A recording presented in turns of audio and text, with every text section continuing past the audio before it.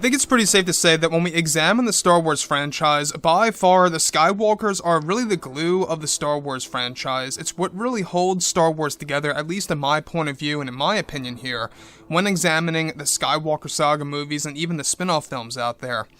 This is Mike Zero. Make sure to subscribe if you are new to the channel for future Star Wars content.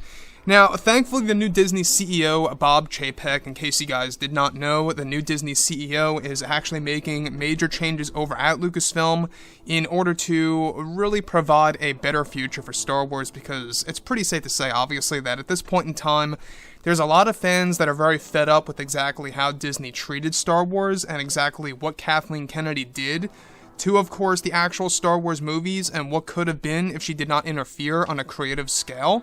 So, with that being said, when we look at everything related to what Bob Chapek is trying to do, obviously he's still in the transitionary phase, and what I mean by that is that Chapek is still being shown the ropes by Bob Iger. Bob Iger is still a part of Disney, showing Chapek exactly how to become the proper CEO. So technically, yes, you could say that Iger is still involved, but a lot of these decisions are really being made by Chapek on his own.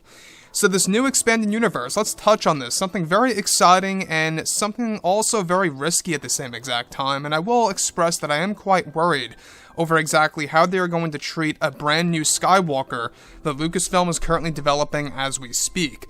Now, of course, that both Disney and Lucasfilm are finished with The Rise of Skywalker, they are focused on their new Star Wars trilogy of films, as well as the new Star Wars universe, where it's noted that currently both Disney and Lucasfilm are developing multiple ways in order to create a new expanded universe that will reunite the fans around the world to create a brighter future for the Star Wars franchise. Now, it's explained that Lucasfilm is currently developing a secret Skywalker that will make his debut sometime in 2023 within the new Star Wars universe, and that Lucasfilm is bringing back the character of Cade Skywalker in a completely different way by making the character connected to Rey in somehow.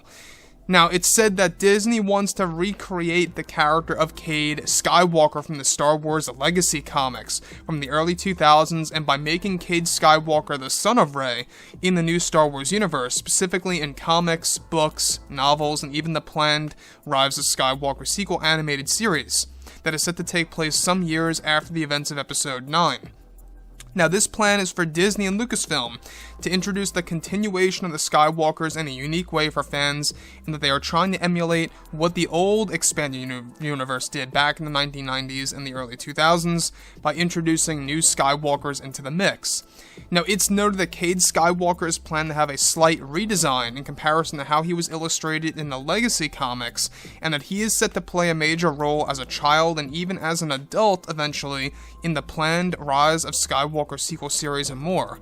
Cade Skywalker's return is actually said to be an idea by new Disney CEO Bob Chapek, and that he wants the Skywalkers to continue and for Dave Filoni and Jon Favreau to find a way to make Rey a literal Skywalker instead of just naming herself Rey Skywalker.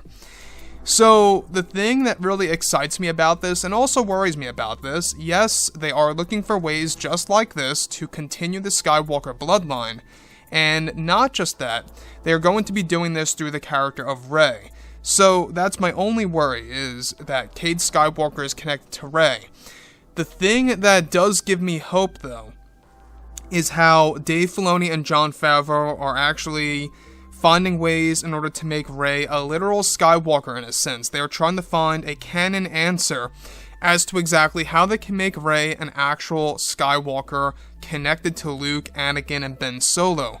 My only guess of how they could really pull this off and do this is if maybe during the events of The Rise of Skywalker, when Ben Solo is giving Rey his life force, it is very well possible that when he gave her his life force, that Ben Solo is permanently a part of Rey, hence they are one.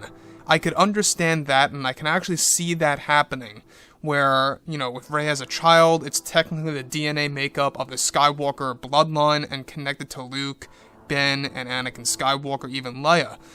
That I could see as a possible explanation. I can't see anything else of what they could really do, unless they're going to do a total retcon of just making her, perhaps, connected to Skywalker DNA. I don't know how they would do that if it weren't for Ben Solo trading his life force. But I digress. Cade Skywalker getting a redesign, that's another thing that worries me. I don't know if you guys read the comics, but Cade Skywalker, it's like he's a mixture of Anakin and Luke. There's something about it that has a different design. It is like Luke and Anakin mixed together. That's the best way I could really describe Cade Skywalker. So hopefully they stick close to that original illustration back in the early 2000s, and hopefully they pull it off correctly. I honestly am very excited, and like I say, I'm just a little worried of how the risks are really going to come into play here by Disney, so we'll have to wait and see. So with that being said, guys, drop a comment below.